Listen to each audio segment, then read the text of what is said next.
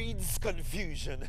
Confusion breeds sin. Sin breeds death. When we inhale the toxic fumes from Lucifer's factory, there is no compensation big enough to rid our lungs of the stain that lines it. Long lines that seem to have no end, but the end is near. If you can't see it, put on your spectacles and lend me your ear, because what the eyes don't see, the heart of God will. So listen.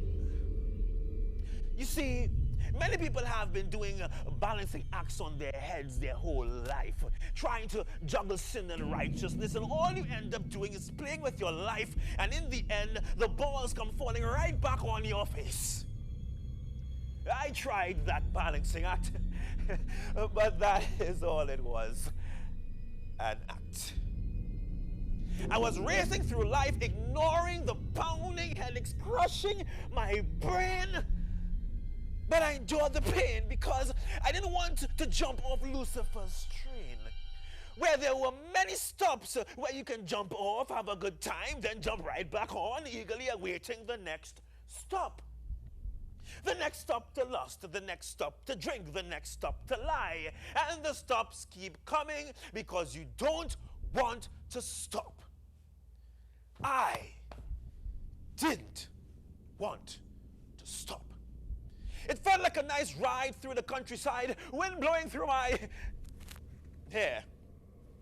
But no matter how much I tried to yell and scream at the conductor to pull up the brakes, I could not and would not do it because I liked the ride. You see, the ride took me far from my iniquities, the pain, the anger, the resentment, or at least I thought it did. But the only thing I saw along the countryside were the darkness of the tunnels that blinded me.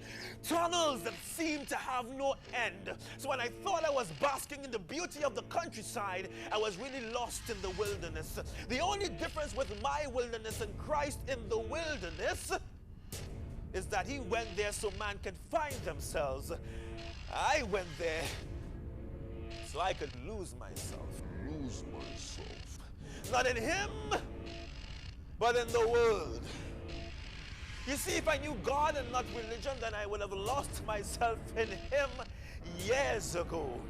But God is merciful, because the perfect sacrifice will always be the perfect sacrifice. So when I came to know Jesus Christ and his might, that he came to fight the darkness of my tunnel vision life, I opened up my eyes finally, not to the countryside, but to God's paradise. I was now filled with the Holy Spirit and not, well, the other spirits. So no longer was I lost in Forest Park, staggering like a fool, walking with a limp with Johnny on my side, kicking away my walking stick every time I tried to stand straight.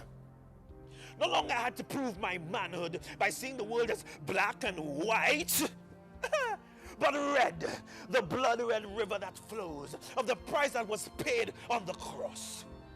No longer was I imprisoned by the lusts of the flesh, but I was set free by the bleeding flesh of the Lamb.